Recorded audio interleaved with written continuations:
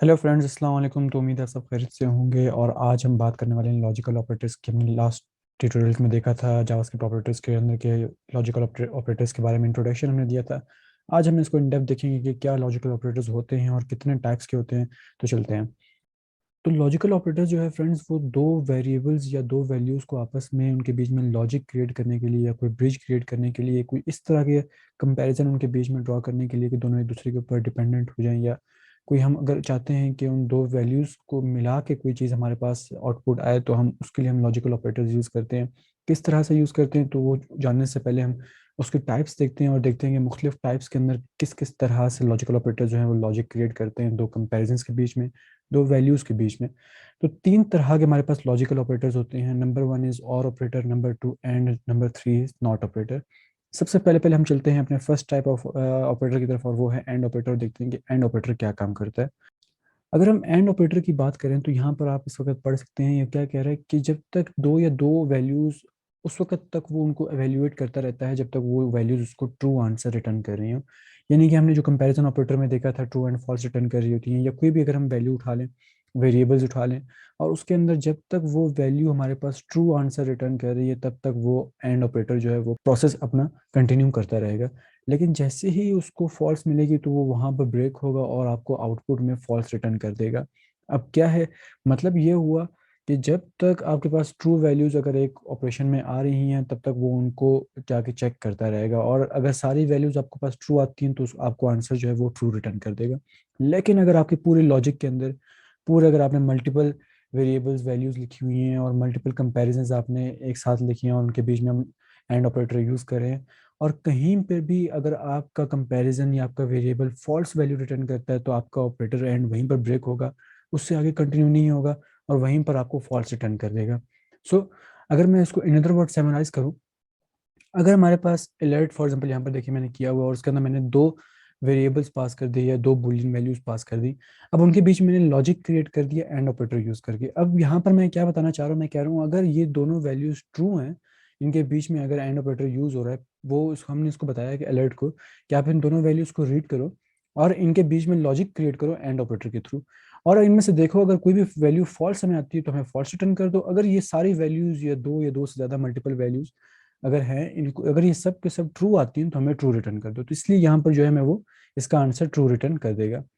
लेकिन अगर मैं बात करूँ अब यहाँ पर क्या हो रहा है, हमारे पास अलर्ट के अंदर हमने एक वैल्यू दे दी फॉल्स, और हमने एंड ऑपरेटर यूज किया और हमने उसके बाद ट्रू दिया। अब देखिए जैसे ही उसने पहली वैल्यू फॉल्स पड़ी तो वहीं पर वो ब्रेक हो गया, वो आगे उसने कंटिन्यू नहीं किया और उसने फॉल्स रिटर्न कर दिया। क्यों? क्योंकि उसको पहली वैल्यू ही जब फॉल्स मिली तो एंड ऑपरेटर की फंक्शनैलिटी ही वहीं पे खत्म हो गई। क्यों? क्योंकि हमने देखा था कि एंड ऑपरेटर जो है वो हमेशा फॉल्स देखता है कि फॉल्स वैल्यू तो कहीं आपके लॉजिक के अंदर है नहीं है। अगर लॉजिक के अंदर फॉल्स वैल्यू नहीं है तो वो ट्रू रिटर्न करेगा, और अगर कहीं पे भी उसको फॉल्स वैल्यू मिलती है तो वो वहीं पर ब्रेक होकर आपको फॉल्स रिटर्न कर देगा, आपके पूरे लॉजिक को वहीं पर रोक देगा। तो इसी तरह अगर मैं बाकी दो वैल्यूज इसमें देखूं तो वहां पर भी हमारे पास वही लॉजिक है। तो कहने का मकसद इसमें क्या शो हुआ कि जब तक हमारे पास सारी ट्रू होंगी तो हमें ट्रू एंड ऑपरेटर रिटर्न करेगा आंसर आउटपुट हमें। लेकिन अगर कहीं पर हमारे पास फॉल्स आता है लॉजिक्स के बीच में, जहाँ जिनके बीच में हमने एंड ऑपरेटर यूज किया हुआ है, इसकी जगह पे भी मैंने मैंने यहाँ पर बुलियन दिया हुआ है। आपको कंपैरिजन भी यूज कर सकते हैं, लेट से ग्रेटर और लेस के लेफ्ट एंड राइट के ऊपर कोई कंपैरिजन बना सकते हैं, दो कंपैरिजन बना के उनके बीच में लॉजिक क्रिएट कर सकते हैं। तो कुछ भी आप कर सकते हैं, या वेरिएबल्स के अंदर वैल्यू स्टोर करके आप उनके बीच में उनको यहाँ पर यूज कर सकते हैं। अब लेकिन उनमें से कोई भी चीज़ अगर फॉल्स होगी तो वो आपको फॉल्स रिटर्न कर देगा। अब हम चलते हैं अपने और ऑपरेटर की तरफ, देखते हैं कि और ऑपरेटर हमारे पास क्या फंक्शनलिटी परफॉर्म करता है। अब अगर हम और ऑपरेटर की बात करें, ये बिल्कुल एंड ऑपरेटर से ऑपोजिट है। जहाँ पर एंड ऑपरेटर हमें रिजल्ट दे रहा था, कहीं पर भी उसको फॉल्स मिलती तो वो हमें फॉल्स रिटर्न कर देता था, वो बाकी सब ट्रू वैल्यूज़ को इग्नोर कर देता था। और ऑपरेटर उसका ऑपोजिट है। और ऑपरेटर देखता है कि कहाँ पर हमें कोई ट्रू वैल्यू मिल जाए वो, और वो आपको ट्रू रिटर्न कर दे। अगर आप उसको कहीं पर भी ट्रू वैल्यू नहीं मिलती तो वो आपको फिर फॉल्स रिटर्न करता है। लेकिन अगर पूरे लॉजिक के अंदर कहीं पर भी उसको ट्रू मिल जाती है वैल्यू, चाहे वो स्टार्ट में हो या एंड में हो या कहीं पर भी हो या मिडल में हो, तो वो वहीं पर अपना ऑपरेशन ब्रेक करता है और आपको ट्रू वैल्यू रिटर्न कर देता है। वो आगे जाता ही नहीं, क्योंकि उसको एक ही ट्रू वैल्यू चाहिए होती है पूरे लॉजिक के अंदर। वो ढूंढ रहा होता है उस एक ट्रू वैल्यू को, जैसे उसको मिलती है तो वो आपको वो वैल्यू रिटर्न कर देता है। किस तरह से? अब यहाँ पर देखिए, हमारे पास यहाँ पर आपको इस वक्त अलर्ट्स नज़र आ रहे हैं। उसमें क्या हो रहा है कि हमारे पास जो दो ट्रू रिटर्न हो रहे हैं, यानी कि अगर आपके पास पूरी एक्सप्रेशन के अंदर सारे कंपेरिजन जो भी आपने वैल्यूज यूज़ किए हैं वो सब ट्रू हैं, उनका आउटपुट ट्रू आ रहा है इंडिविजुअली, और उनके बीच में जब आपने लॉजिकल ऑपरेटर यूज़ किया और का, जब उनको कंबाइन किया गया तब भी वो आपको ट्रू ही आंसर देगा। लेकिन जब उनमें से कोई एक वैल्यू फॉल्स है और बाकी सब ट्रू हैं, या अगर बाकी सब फॉल्स हैं, कोई एक वैल्यू एट द एंड जाकर ट्रू आ जाती है, तब भी वो आपको ट्रू रिटर्न कर देगा। या अगर फर्स्ट में जो वैल्यू है वो ट्रू आ जाए और बाकी सब फॉल्स हो जाए, तब भी वो आपको ट्रू रिटर्न करेगा। लेकिन जस्ट एक कंडीशन है, वो कंडीशन ये है कि अगर पूरी एक्सप्रेशन में फॉल्स ही फॉल्स है हर जगह पर, जितने भी आपने कंपेरिजन बनाए, जितने भी वेरिएबल्स यूज़ किए, जितने भी आपने बुलियंस वगैरह की वैल्यूज़ वगैरह दी, वो सब अगर फॉल्स रिटर्न कर रही हैं आपको, उनके बीच में जो लॉजिक बन रहा है वो सब उनका आउटपुट फॉल्स आ रहा है, तो वो आपको फॉल्स रिटर्न कर देगा। अब हम बात करते हैं नॉट ऑपरेटर की। नॉट ऑपरेटर जो है वो एंड और ऑपरेटर से बहुत ही मुख्तलिफ है। एंड और के अंदर हमने देखा था कि एंड जो है वो और का ऑपोजिट है। नॉट में क्या होता है, नॉट में आपकी अगर कोई बुलियन वैल्यू आंसर आ रही है, कोई ऐसी चीज़ है जो कि आपकी ट्रू या फॉल्स में आपको रिटर्न कर रही है आपका आंसर, आप नॉट ऑपरेटर यूज करके उसको कन्वर्ट कर सकते हैं। किस तरह से, फॉर एग्जांपल अगर मेरे पास आंसर ट्रू आ रहा है तो मैं नॉट ऑपरेटर यूज करके उसको फॉल्स में कन्वर्ट कर सकता हूँ। मेरे पास अगर आंसर फॉल्स आ रहा है तो मैं उसको नॉट का ऑपरेटर यूज करके ट्रू में कन्वर्ट कर सकता हूँ। तो हम नॉट ऑपरेटर इसलिए यूज करते हैं ताकि अगर हम अपने किसी बुलियन को कन्वर्ट करना चाहते हैं ऑपोजिट बुलियन के अंदर, तो हम उसके लिए नॉट ऑपरेटर यूज करते हैं। एक्सक्लेमेशन मार्क जो है इसका सिंटेक्स है। किस तरह से, अब यहाँ पर देखिए, मैंने अलर्ट किया ट्रू, अलर्ट में ट्रू पास किया, लेकिन मैंने उसके साथ जो है स्टार्टिंग में एक्सक्लेमेशन मार्क लगा दिया। अब जब मैंने एक्सक्लेमेशन मार्क लगाया तो मेरा जो आउटपुट आएगा वो फॉल्स आएगा। हालांकि मैंने ट्रू प्रिंट करवाया था, लेकिन एक्सक्लेमेशन मार्क लगा दिया जिसकी वजह से फॉल्स आ रहा है। इसी को अपोजिट कर लें, अगर मैंने फॉल्स लिखा हुआ है और एक्सक्लेमेशन मार्क मैंने उसके स्टार्ट में लगा दिया तो वो मुझे ट्रू रिटर्न कर देगा। So this was all about three operators, not और एंड ऑपरेटर। अब हम अपने एडिटर में जाएंगे, वीएस कोड में जाएंगे और इनको प्रैक्टिस करेंगे, और जो कोड हम लिखेंगे उसको थोड़ा सा मैनिपुलेट करेंगे और देखेंगे किस तरह से मुख्तलिफ लॉजिक्स जो हैं वो अपना फंक्शनलिटी परफॉर्म कर दी हैं जब हम उनके अंदर ये लॉजिकल ऑपरेटर्स यूज़ करके कंपैरिजन ड्रॉ करते हैं। तो आइए चलते हैं अपने एडिटर की तरफ। फ्रेंड्स, इस वक्त मैं अपने एडिटर में मौजूद हूँ और सबसे पहले पहले हम देखने वाले हैं एंड ऑपरेटर को, कि एंड ऑपरेटर किस तरह से अपनी फंक्शनलिटीज परफॉर्म करता है। फिर हम और नॉट की तरफ चलेंगे। तो मैं यहाँ पर दो वेरिएबल्स क्रिएट कर लेता हूँ, उनके बीच में हम देखेंगे किस तरह से फंक्शनलिटी वर्क करती है।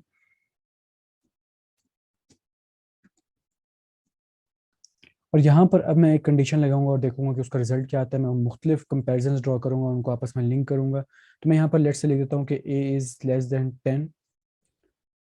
फिर मैं यहाँ पर एंड ऑपरेटर यूज़ करता हूँ,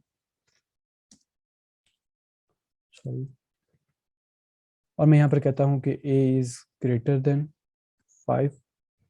फिर मैं दोबारा एंड ऑपरेटर यूज़ करता हूँ और मैं यहाँ पर कहता हूँ कि ए इज़ इक्वल टू 10। अब देखिए, अब यहाँ पर हमने क्या किया, अब हमने यहाँ पर तीन कंपेरिजन ड्रॉ किए हैं और तीनों को लिंक कर दिया एंड ऑपरेटर के थ्रू। अब यहाँ पर मैं कह रहा हूँ ए इज़ लेस देन 10, जो कि फॉल्स है। यहाँ पर मैं कह रहा हूँ कि ए इज़ ग्रेटर देन 5, जो कि ट्रू है। और यहाँ पर मैं कह रहा हूँ कि a is equal to 10 with respect to data type as well as value, क्योंकि मैंने ट्रिपल इक्वल का साइन यूज़ किया। लेकिन अब यहाँ पर क्या आएगा, हमारे पास जो आउटपुट आएगा वो हमारे पास क्या आने वाला है, फॉल्स आने वाला है। क्यों? क्योंकि हमने जो पहली वैल्यू यहाँ पर दिया है, पहला जो कंपैरिजन हमने यहाँ पर बनाया है वो हमेशा हमने बनाया है फॉल्स। क्यों? क्योंकि जो 10 है, वो ए जो है वो 10 से लेस नहीं है बल्कि इक्वल है। अब यहाँ पर हमने उसने फॉल्स देखा, लेकिन बाकी जगहों पर हमने ट्रू देखा था क्या आ रहा है। लेकिन वो बाकी जगह तक जाएगा ही नहीं, वो हमें डायरेक्टली 10 पर जाकर हमें फॉल्स रिटर्न कर देगा। जो हमारी फर्स्ट कंपैरिजन है उसी पर ही हमें फॉल्स रिटर्न कर देगा। मैं यहाँ पर अलर्ट करता हूँ और यहाँ पर मैं बी की वैल्यू पास करता हूँ कि बी में क्या हमारे पास आउटपुट आ रहा है। और मैं अगर ब्राउज़र में अब जाकर रिफ्रेश करूँ तो यहाँ पर आप देख सकते हैं कि हमारे पास जो है फॉल्स रिटर्न होना स्टार्ट हो चुका है। क्यों रिटर्न हो रहा है? क्योंकि वो आगे गया ही नहीं।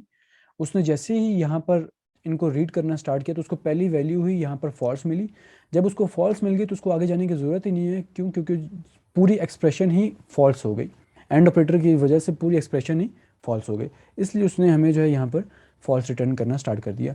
लेकिन अगर मैं यहाँ पर कर दूँ 11 कर देता हूँ,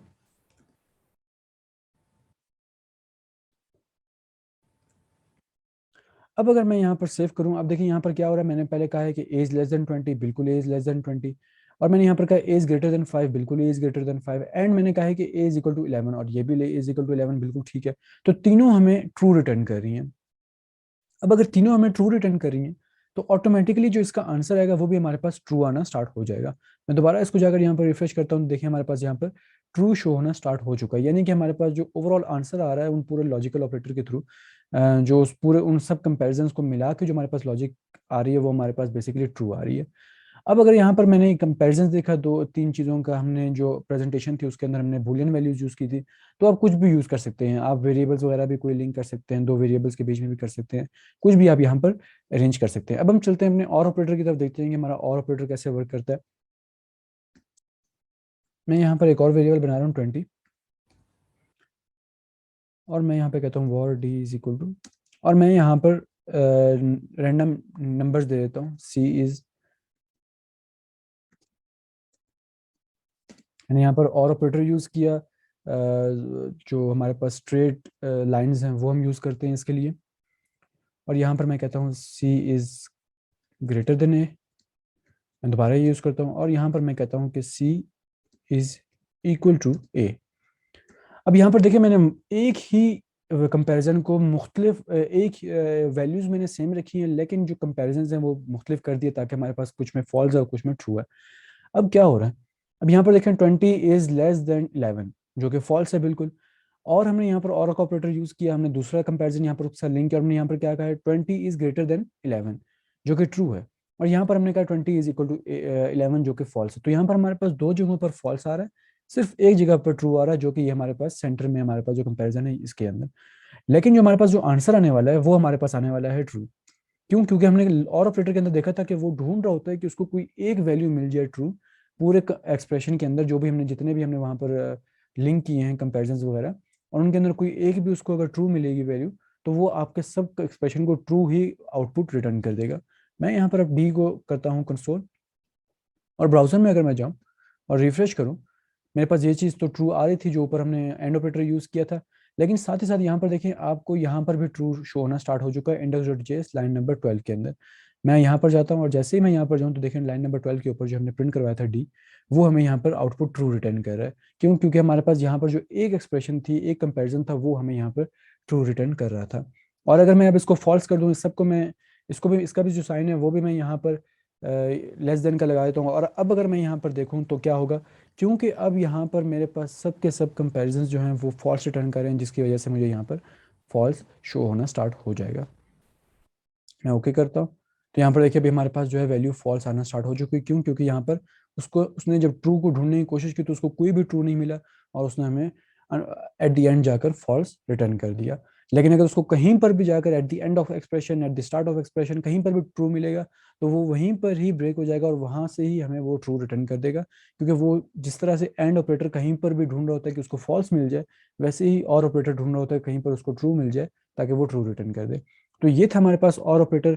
अब हम चलते हैं और देखते हैं कि हमारे पास नॉट ऑपरेटर कैसे वर्क करता है। नॉट ऑपरेटर को समझाने के लिए मैं सिंपल क्या करूंगा, मैंने यहाँ पर देखिए क्या रिटर्न, हमारे पास क्या क्या आंसर आ रहे थे, इसका हमारे पास ट्रू आ रहा था, और इसका हमारे पास जो है फॉल्स आ रहा था, जो हमने यहाँ पर ही किया था। लेकिन अब हम इन दोनों को ऑपोजिट कर देंगे। किस तरह से? मैं यहाँ पर एक्सक्लेमेशन मार्क लगा देता हूँ, और यहाँ पर भी मैं एक्सक्लेमेशन मार्क लगा देता हूँ। अब मैंने दोनों जो हमारे पास आउटपुट आ रहे थे उन दोनों के ऊपर सामने मैंने एक्सक्लेमेशन मार्क लगा दिया। अब अगर मैं इसको सेव करूँ तो हमारे पास ऑपोजिट आंसर आना स्टार्ट हो जाएगा, यानी कि जो हमारे पास पहला जो था वो हमारे पास फॉल्स आएगा। मैं ओके करता हूँ, और यहाँ पर हमारे पास ट्रू आना स्टार्ट हो चुका है। पहले क्या हो रहा था, इसके ऑपोजिट हो रहा था, एक्सक्लेमेशन मार्क लगाने के बाद अब इसके ऑपोजिट होना स्टार्ट हो चुका है। मैं एक और काम करता हूँ, मैं यहाँ पर जब डबल एक्सक्लेमेशन मार्क लगाऊंगा तब क्या होगा, मैं यहाँ पर दोबारा लगा देता हूँ। अब अगर देखें यहाँ पर हम सेव करें तो हमारे पास जो पहले आ रहा था, जो एक्चुअल आंसर था, उसको पहले वो एक एक्सक्लेमेशन मार्क जो है ऑपोजिट करेगा, दूसरा एक्सक्लेमेशन मार्क उस आंसर को फिर दोबारा ऑपोजिट करेगा, यानी हमें वो ओरिजिनल आंसर दोबारा रिटर्न कर देगा। मैं दोबारा इसको सेव करता हूँ, मेरे पास देखें दोबारा ट्रू आ रहा है। मैं ओके करता हूँ, मेरे पास यहाँ पर फॉल्स आ रहा है। किस तरह से? यहाँ पर देखिए हमारे पास ये इसका आंसर क्या आ रहा था, इसका आंसर हमारे पास फॉल्स आ रहा था, डी में फॉल्स आया। अब डी में जब फॉल्स आया तो उसने इस एक्सक्लेमेशन मार्क को देखा, जिसकी वजह से उसने उस आंसर को ट्रू में कन्वर्ट कर दिया। लेकिन जैसे ट्रू में कन्वर्ट किया तो उसने देखा यहाँ पर एक और एक्सक्लेमेशन मार्क भी हमारे पास यूज़ हो रहा है, तो उसने उस ट्रू को दोबारा फॉल्स में कन्वर्ट कर दिया, और इसी तरह से हमारे पास यहाँ पर भी ये चीज़ परफॉर्म हुई। अब हम एट दी एंड जाकर एक ही एक्सप्रेशन के अंदर तीनों ऑपरेटर्स को यूज़ करते हैं। मैं इसको इरेज कर देता हूँ। अब क्या हो रहा है, अब यहाँ पर देखिए ये एक्सप्रेशन हमारे पास, इसके अंदर दो हमारे पास एंड ऑपरेटर यूज हो रहे हैं। अब मैं चाहता हूँ कि एक एंड ऑपरेटर यूज हो, एक और ऑपरेटर यूज हो, और जो उसका आंसर है उसको ऑपोजिट करके हम देखिए। तो मैं यहाँ पर क्या करता हूँ, मेरे ये एंड ऑपरेटर को मैं रहने देता हूँ, और मैं यहाँ पर एक ब्रैकेट लगाता हूँ, और उसके अंदर मैं इस तरह से पास कर देता हूँ, और मैं यहाँ पर और ऑपरेटर को लगा देता हूँ। अब यहाँ पर क्या हो रहा है, अब हमने यहाँ पर ये कहा है कि ये जो ए एंड ऑपरेटर है, ये चीज़ तो देखिए ही देखिए कि ये ट्रू है या फॉल्स है। अगर ये चीज़ ट्रू आती है तो वो आगे की तरफ जाएगा। अब यहाँ पर उसने एंड ऑपरेटर देखा, अब वो आगे की तरफ जैसे ही गया तो उसको यहाँ पर एक ब्रैकेट के अंदर पूरी एक सेपरेट एक एक्सप्रेशन मिली। अब जब उसको सेपरेट ये एक्सप्रेशन मिली तो उसके अंदर उसने देखा कि उसको उसके अंदर बीच में जो लॉजिक बिल्डिंग है वो बेसिकली और ऑपरेटर यहाँ पर यूज हुआ है। अब जब और ऑपरेटर यूज हुआ है तो वो क्या करेगा, इन दोनों को रीड करेगा सेपरेटली, इन दोनों में से देखिएगा कौन सी वैल्यू उसको ट्रू रिटर्न कर रही है। वो जो वैल्यू उसको ट्रू रिटर्न करेगी वो बेसिकली जाकर फिर इसके साथ कंबाइन हो जाएगी एंड ऑपरेटर की जगह पर। बिल्कुल, मतलब ये है कि इसका जो आउटपुट आएगा वो क्या आएगा, वो हमारे पास एक बुलियन वैल्यू आएगी। ये जो हमारे पास राउंड ब्रैकेट्स के अंदर जो एक्सप्रेशन है, इसका जो आउटपुट आएगा वो हमारे पास आएगी एक बुलियन वैल्यू। अगर वो वैल्यू ट्रू होगी तो हमारे पास एंड के बाद समझें यहाँ पर ट्रू आ जाएगा। तो यहाँ पर फॉर एग्जाम्पल अगर ट्रू है और यहाँ पर भी इनका रिजल्ट भी अगर ट्रू आता है तो हमारे पास बी में वैल्यू आ जाएगी ट्रू। लेकिन अगर इसका रिजल्ट फॉल्स आता है, इसका ट्रू आता है, तभी हमारे पास फॉल्स आएगा। इन दोनों का फॉल्स आता है तब भी हमारे पास फॉल्स आएगा। और अगर इस पहली के वाले का फॉल्स आता है तब वो इसकी तरफ जाएगा ही नहीं, वो ऑटोमेटिकली इसी को ही फॉल्स रिटर्न कर देगा। तो अब हम क्या करते हैं, हम यहाँ पर देखते हैं, हमने एज लेस देन 20 किया, जो कि बिल्कुल एज लेस देन 20 है, तो ये ट्रू हो रहा है। हम एंड ऑपरेटर यूज किया तो ये आगे जाएगा, देखिएगा कहीं पर फॉल्स तो नहीं हो रहा। अब जब ये आगे गया तो उसको यहाँ पर राउंड ब्रैकेट्स मिले, यानी कि इसको उसने कंबाइन रीड करना है, इसके आउटपुट को उसने रीड करना है। अब जब वो यहाँ पर आया उसने देखा इसके अंदर जो है और ऑपरेटर यूज हो रहा है। अब जब और ऑपरेटर इसके अंदर यूज हो रहा है तो और ऑपरेटर का क्या मकसद होता है, कहीं पर भी देखना है कि कोई ट्रू तो नहीं रिटर्न हो रहा। हमने एज ग्रेटर देन 5 किया तो चेक किया तो बिल्कुल 11 इज ग्रेटर देन 5 है। उसको आगे जाने की जरूरत ही नहीं है, उसको पहले ही कंपैरिजन के अंदर ट्रू मिल गया, तो वो ऑटोमेटिकली पूरे उस एक्सप्रेशन का आउटपुट जो है वो हमें ट्रू दे देगा। तो इसका मतलब ये हुआ कि ये भी ट्रू है, और साथ ही साथ में ये जो एक्सप्रेशन का आउटपुट आया ये भी ट्रू है। तो हमारे पास जो बी की वैल्यू आएगी वो आएगी ट्रू। मैं इसको पहले बी की वैल्यू आपको चेक करवा देता हूँ, फिर हम नॉट ऑपरेटर यूज करते हैं इनको चेंज करने के लिए। मैं जैसे ही रिफ्रेश करता हूँ देखिए हमारे पास जो है वो ट्रू आना स्टार्ट हो चुका है। मैं ओके कर देता हूँ। अब जैसे ही हम दोबारा इसमें जाएंगे और यहाँ पर जाके अब मैं नॉट ऑपरेटर जब यूज करूंगा तो हमारे पास जो है आंसर फॉल्स में आना स्टार्ट हो जाएगा। मैं इसको जैसे ही रिफ्रेश करता हूँ तो देखिए हमारे पास जो है आंसर फॉल्स आना स्टार्ट हो चुका है। क्यों? क्योंकि नॉट ऑपरेटर ने उस आंसर का ऑपोजिट हमें रिटर्न कर दिया। So this was all about logical operators. तीन तरह के हमने लॉजिकल ऑपरेटर्स देखे, एंड और नॉट ऑपरेटर। इनको आपने अच्छी तरह प्रैक्टिस करना है, मैनिपुलेट करना है, वेरिएबल्स बनाने हैं, बुलियन वैल्यू स्टोर करनी है, वेरिएबल्स के अंदर वैल्यू स्टोर करके उन वेरिएबल्स को यूज करना है, दो तीन ऑपरेटर्स को एक साथ बनाना है, दो तीन राउंड ब्रैकेट्स यूज करके उनके बीच में आपस में फिर मुख्तलिफ ऑपरेटर्स यूज करने और देखना है कि क्या रिजल्ट आपके पास आ रहा होता है। और फिर आपने नॉट ऑपरेटर यूज करना है जो कि बहुत ही सिंपल सा ऑपरेटर था, हमने देखा था। इसके बाद हम चलते हैं अपने इंक्रीमेंट डिक्रीमेंट ऑपरेटर की तरफ और देखते हैं कि वो क्या होते हैं। मिलते हैं नेक्स्ट वीडियो में।